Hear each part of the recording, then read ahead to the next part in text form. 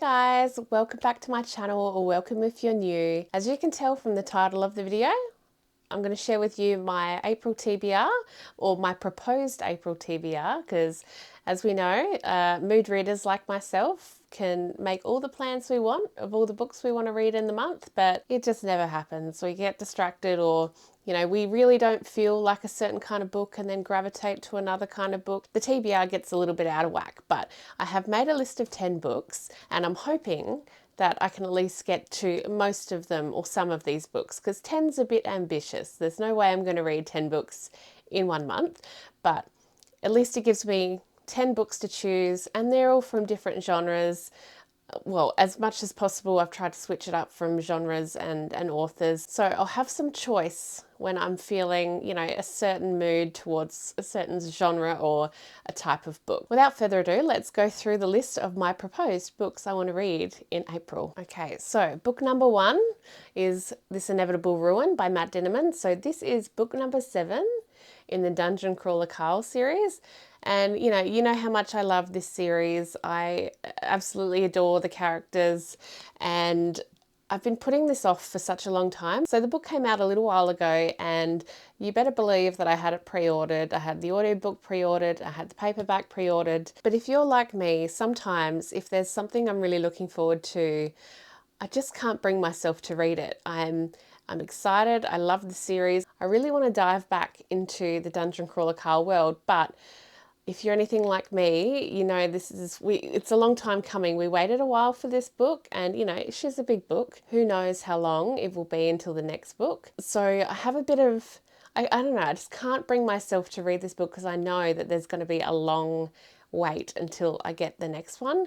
So when I read the first Dungeon Crawler Carl book, I was hooked, and I pretty much read through books 1 to 6 almost back to back, and it consumed my life for a long time. So, because they're very big books, all right, so they take a while. But yes, I was so engrossed in these books, and I was excited because I had another book to pick up, and then another, and then another. But now I know we've waited so long for book 7 to come out.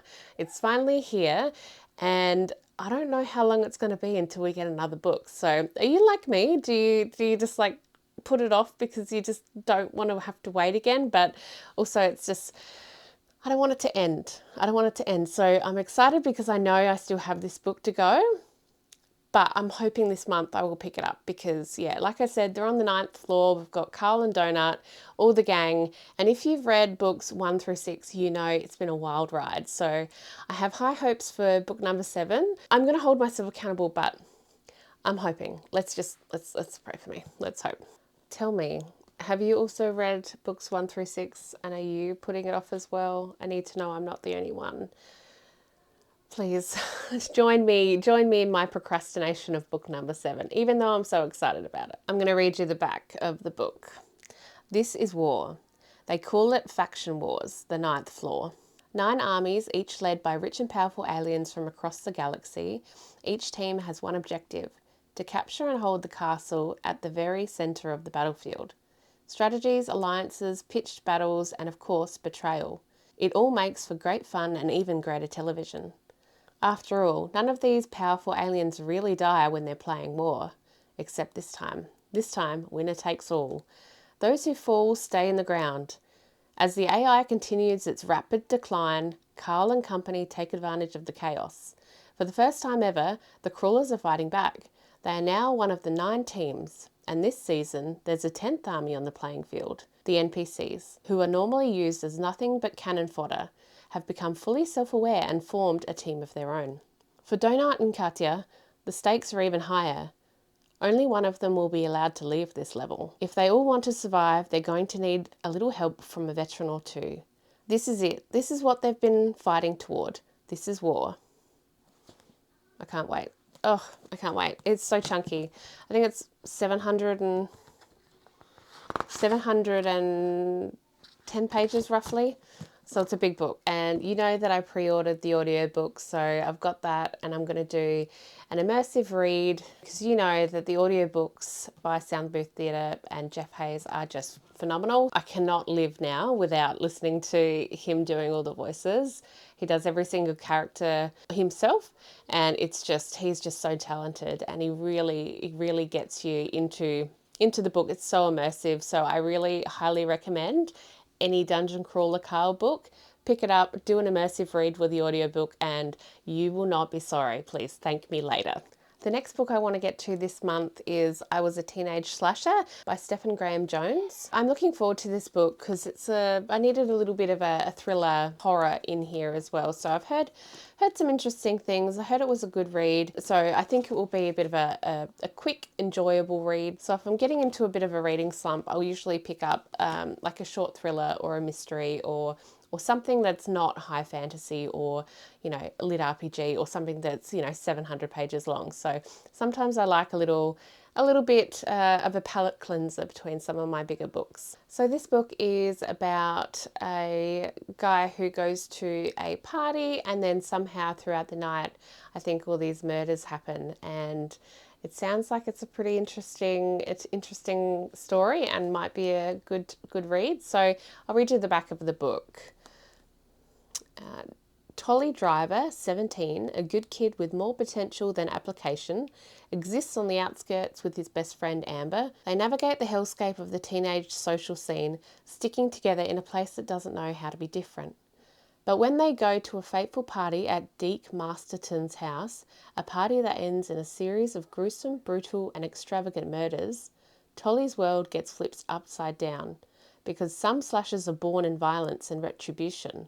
Some were born that way, and some were just in the wrong place at the wrong time.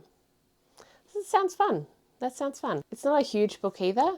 It's 365 pages, so that could be, you know, a good couple of days of entertainment. So another book I want to get to this month is Dark Matter by Blake Crouch. This has been on my physical TBR forever, and I have heard so many good things about it, and there's a lot of, you know, booktubers who talk about this book, so I'm really excited to finally get to it. As far as I know, it's maybe an urban fantasy or a sci-fi. I'm not sure if it's sci-fi, but all I know is that this guy Jason, he wakes up in an alternate reality, one that wasn't his own, so it sounds really cool. Let's read the back of the book. Are you happy in your life? Those are the last words Jason Dressen hears before the masked abductor knocks him unconscious. Before he awakes to find himself strapped to a gurney, surrounded by strangers in hazmat suits. Before the man he's never met smiles down at him and says, "Welcome back." In this world he's woken up to, Jason's life is not the one he knows. His wife is not his wife, his son was never born, and Jason is not an ordinary college physics professor. Is it this world or the other that's the dream? The answer lies in a journey more wondrous and horrifying than anything Jason could have imagined. The most helter-skelter race to the finish line thriller you'll read all year. Okay, so fantasy, thriller, interesting combo. Sounds like a fun time, so I'm excited to finally read this book, so we'll see. So the next book I want to get to this month is Rebel Witch by Kristen Sigarelli. So this book is the second book of the Crimson Moth duology. So my edition is the Our Crate edition. I recently ordered this one because I got the first book in the YA Our Crate book subscription box, and I read the book and I absolutely loved it. The first one is amazing. It had a lot of, there's a lot of mixed reviews online about the first book, which is The Crimson Moth, or in my case, The Heartless Hunter.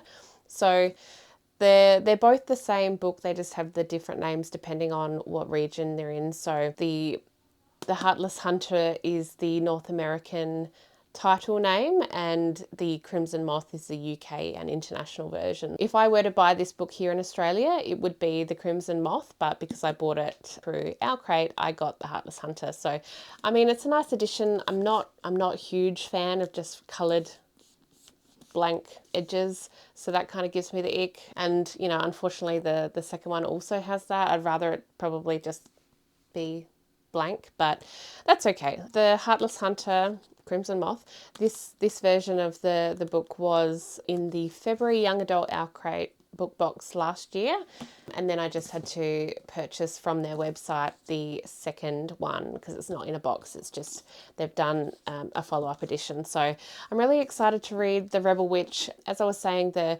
first book is a bit hit and miss online, but I think the main complaints are that it's a bit YA. But yes, it is. It's YA, and I quite enjoyed it. It was very much the same as Serpent and Dove, those books, but you know, I really had a great time. I really enjoyed the characters. I felt really connected to them, and it was just, yeah, a really fast-paced, enjoyable read. The ending was crazy, so I'm really excited to dive back in and pick up where I left off in Rebel Witch. So I'll read you the blurb. A witch. Rune Winters is on the run ever since the boy she loved, Gideon Sharp, revealed her true identity and delivered her into the enemy's hands. Everyone wants her dead. If Rune hopes to survive, she must ally herself with the cruel and dangerous Cressida, Roseblood, who's planning to take back the Republic and reinstate a reign of witches. Something Cressida needs Rune to accomplish. A witch hunter. Apparently, it wasn't enough for Rune to deceive Gideon. She's now betrayed him by joining forces with the witch who made his life a living hell. But Gideon won't allow the Republic to fall to the witches and be plunged back into the nightmares of the past. In order to protect this new world he fought for, every last witch must die, especially Rune Winters. An impossible choice. When Rune makes Gideon an offer he can't refuse. The two must pair up and accomplish dangerous goals. The more they're forced into each other's company, the more Gideon realises the feelings he had for Rune aren't as dead and buried as he thought. Now he's faced with a terrible choice. Sacrifice the girl he loves and stop a monster taking back power, or let Rune live and watch the world he fought so hard for burn. The exciting conclusion to the Crimson Moth duology, love has never been so deadly. It's exciting. I'm excited to get to it. Also, not a huge read. It's like 460 pages maybe. Very, very excited to get to that one. So another book I want to read is An Enchantment of Ravens by Margaret Rogerson. So Margaret Rogerson is the author of one of my all-time favourite books, which is Sorcery of Thorns. This one right here. So if you've read this book, you'll know that it's just amazing. I love the writing. The world is fantastic. I mean, magic books and epic battles, things like that. It is absolutely fantastic. So I want to read some more from this author. I loved this book so much, and like many others who've read this book, all we want is another book to go with it. So she eventually came out with a little novella, which is just, you know, a little love story, a little cozy, little tiny story to go with the main book. That was amazing, but she said it was a standalone with a little novella, so that's very sad for us, and I want to get back into the world. I do enjoy her writing, so I've got Enchantment of Ravens here, and I believe it's a short YA fantasy with fae, and that's all I really know, so we'll read the back together. Every enchantment has a price. Isabel is a prodigy portrait artist with a dangerous set of clients, the immortal fair folk. But when she receives her first royal patron, Rook, the autumn prince, she makes a terrible mistake. She paints mortal sorrow in his eyes, a weakness that could cost him his life. Furious, Rook spirits Isabel away to stand trial for her crime. But something is seriously amiss in the world, and they are attacked from every side. Forced to depend upon each other for survival, their alliance blossoms into trust, perhaps even love, a forbidden emotion that would render both of their lives forfeit. What force could Isabel's painting conjure that is powerful enough to defy the ancient malice of the fairy courts? Sounds interesting. I think it will be a nice quick read, so I want to see how that one goes. So the next book on my TBR is The Tainted Cup by Robert Jackson Bennett. This book I have heard amazing things about. It is a fantasy, but it's got a bit of a Sherlock Holmes kind of feel to it. There's a murder mystery going on. I think something happens, someone's killed, and then I think a tree grows out of their body, and then the main characters are then trying to work out what's happened, solving the mystery. But I did not explain it very well at all. So we can read the back and you can judge for yourself if it sounds good. In Daratana's grandest mansion, an imperial officer lies dead, killed, to all appearances, when a tree erupts from his body. Even here at the Empire's borders, where contagions abound and the blood of the leviathans works strange magical changes. It's a death both terrifying and impossible. Assigned to investigate is Anna de Labra, a detective whose reputation for brilliance is matched only by her eccentricities. Rumour has it that she always wears a blindfold and can solve impossible cases without stepping outside the walls of her home. At her side is her new assistant, Dinius Cole, magically altered in ways that make him the perfect aid to Anna's brilliance. Din is at turns scandalised, perplexed and infuriated by his new superior, but as the two close in on the mastermind and Anna makes one startling deduction after the next, he realises that she is indeed the Empire's greatest detective and wonders how long he can keep his own secrets safe from her piercing intellect. So that sounds pretty cool, like a murder, mystery, fantasy, probably a bit of romance in there as well. I have heard nothing but amazing things about this book and I can't wait to give it a go. So let's hope I get to this one this month. Okay, book number 7. So book number 7 is One Dark Window by Rachel Gilling. It's been on my TBR. I know, I haven't got to it. I can't believe it. I've heard nothing but good things, so I can't wait to dive into this world. From what I know about this book, it is a fantasy with an interesting magic system, which I'm excited for. I think there's cards. This girl has a literal demon inside of her head. So I'm really, really excited. It sounds like a really interesting read. I have heard so many good things about it. Definitely want to get to this one. So if you're like me and haven't read this, I'll read the back and we can see if we want to read it together. Elspeth Spindle needs more than luck to stay safe in the eerie mist-locked kingdom of Blunder. She needs a monster. She calls him the Nightmare, an ancient mercurial spirit trapped in her head. He protects her. He keeps her secrets. But nothing comes for free, especially magic. When Elspeth meets a mysterious highwayman on the forest road, she is thrust into a world of shadow and deception. Together they embark on a dangerous quest to cure the town of Blunder from the dark magic infecting it. As the stakes heighten and their undeniable attraction intensifies, Elspeth is forced to face her darkest secret yet. The nightmare is slowly, darkly taking over her mind, and she might not be able to stop him. Cool. I'm excited. I've heard that people read the first book and then went on to the second book and said the second one was even better than the first. So I have put this off for so long only because I'm in the middle of so many series. Like I could not even count how many series I am in the middle of and how many I've started. So the thought of me starting another series was like out of the question, but I can't put it off any longer. And it's only 2 books. It's a duology, so I guess it's not so bad. It's not like Dungeon Crawler Carl that has 7 books so far. I'm not committing to anything major. Yeah, that's why I've put it off for so long. I'm trying to get through all the standalones and finish up the series that I already have in my TBR. But I think this one is well worth it and should be on my TBR this month. And I really, really hope I get to it. I think I've started it at one point. Yeah, I got a little bookmark in there. I'm like 28 pages in. I started it at some point, but then just didn't continue. So I really hope I do continue this time. So before I continue, I just wanted to say a massive thank you to all those who support the channel. And if you like my bookish content, please like the video or subscribe to the channel, and you can see all my new videos the moment that they drop. But with that out of the way, let's get back into the video. Book number 8 on my April TBR is The Ballad of Songbirds and Snakes by Susan Collins. I am so excited to get to this one. I have been putting off reading anything from the Hunger Games universe for a while now, but since the second prequel book came out, I thought I better get into it and I better catch up. In this book, we are following Snow when he was a child through to becoming an adult, and we get to find out his perspective and find out what may have happened to cause him to turn into the monster that he is in the Hunger Games books. So I'm really excited about this one. I'm 134 pages in at the moment, and I'm really, really enjoying it. I forget how fantastic Susan Collins' writing is. It's so immersive. She's very descriptive. It's like watching a movie as you're reading her books. Her use of language and her descriptive words are just fantastic, and you really feel like you're there when you're reading it. One thing I love about her writing that I completely forgot, because it's been a minute since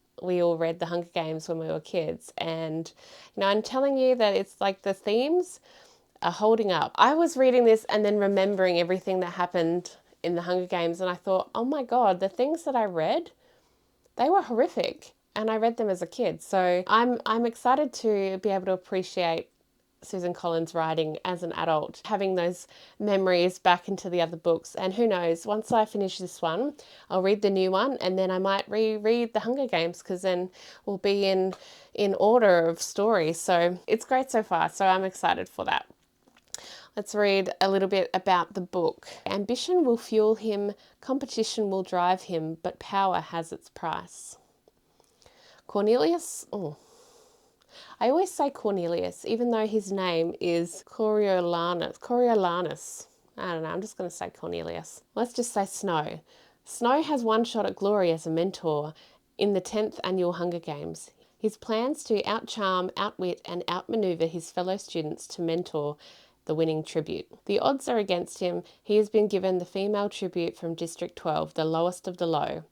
Their fates are now intertwined. Every choice Snow makes will lead to favour or failure, triumph or ruin. Inside the arena, it will be a fight to the death.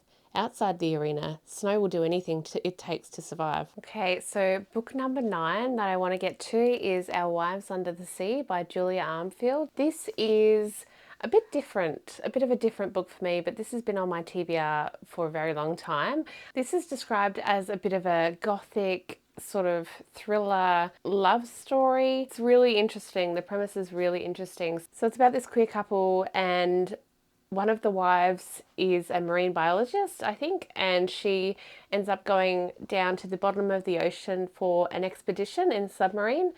And upon her return, she is completely changed, and it's very bizarre. Her wife is noticing that she is not the same as she was before, so it's got some very thrillery and gothic tones to it, as well as dealing with grief and loss, because the wife that was at home, the woman that's come back, she feels is not the same person. It's not the person she loves. So it's going to be a really interesting book, really interesting dynamic. But let me read the back of the book for you. When Leah finally returns after a deep sea mission that ended in catastrophe, her wife Mary knows that something is wrong.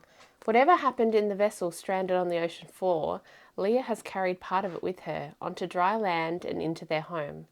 As Mary searches for answers to her wife's altered state, she must face the possibility that the woman she loved is slipping from her grasp. So yeah, it sounds really interesting. So what happened? What happened at the bottom of the ocean that she is so messed up when she comes back? It's quite short. It's about 230 pages. So I'm really excited to get to this one. So yeah, I think this would be a good book, a short, quick read that'll be really entertaining and a good palate cleanser between some of my chunkier big fantasy books. Yeah, if you've read this book, please, I'd love to hear about your experience with it. I've heard good and bad things about it, depending on how it resonated with you. So yeah, I'm really, really excited to get to this book. So the last book on my April TBR is The Teller of Small Fortunes by Julie Leong. I am looking forward to this book. I've heard many great things.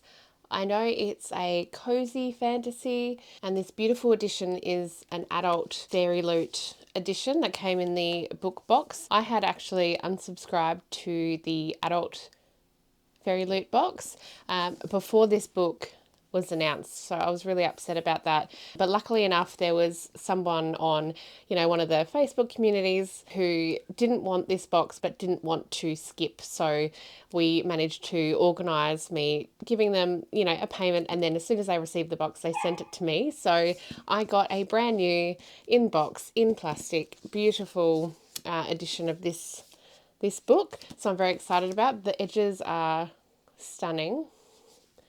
Just gorgeous. And yeah, I cannot wait to read this book. I've heard some really great things, so we'll read a bit about the book. Fleeing a troubled past, immigrant fortune teller Teo roams the dusty countryside with only her mule for company, telling small fortunes for big prices. Big fortunes come with big consequences, which she knows from bitter experience. It's a lonely life until she encounters an ex-mercenary and a semi-reformed thief who recruit her into their desperate search for a lost child. Soon they're joined by a baker with a need for adventure. Need, spelt Knead. I like that. Nice pun there. With a need for adventure and, of course, a slightly magical cat. Who doesn't love a magical cat? Tayo sets down a new path with companions as big-hearted as her fortunes are small, but as her friends break down her walls, the shadows of her past close in. Now Tayo must decide whether to risk everything to save the family she never thought she could have. A cozy fantasy about trying to find yourself and finding a family instead. Perfect for fans of Legends and Lattes, A Psalm of the Wild Built, and The House in the Cerulean Sea. So there you go. That's exciting. Yeah, a little cozy fantasy to end my April TBR. So I'm really looking forward to this book. I've heard some really great things, and yeah, I think it will be a nice one to get to. So that concludes my April TBR. So, well, my proposed April TBR anyway. We know that I'm a mood reader, so who knows if I'm going to get to these books, but I would love to hear your opinions. Do you have any of these books on your TBR? Or have you actually read any of these books? I would love to know what you thought of them. Also, I've got a couple of videos in the works at the moment, which I'm excited for. I read 80 books in 2024. I read some absolute bangers as well. So a lot of 5-star reads in the year of 2024. So I'm currently working on a video to show you guys the best of 2024 for me, which is most likely going to be the 24 books of 2024 that I will absolutely gush about. There's some, some books that you might not have heard of as well, which I'm excited to share with you. I'm also doing a bit of a Q1 wrap up for all the books that I read in the months of January, February and March this year. I think I'll do a wrap up video every quarter, and if I do some reading vlogs, I won't sort of ruin it along the way of what I'm reading, so we'll see how that goes. So stay tuned for those videos, which they'll be coming very soon. But yes, I'm excited to hear what you have to say about these books, if they're good or not, so let's chat about it in the comments. And if you do like my videos, please like and subscribe, and as always, thank you so much for watching, and I will see you on the next one. Thanks guys, bye!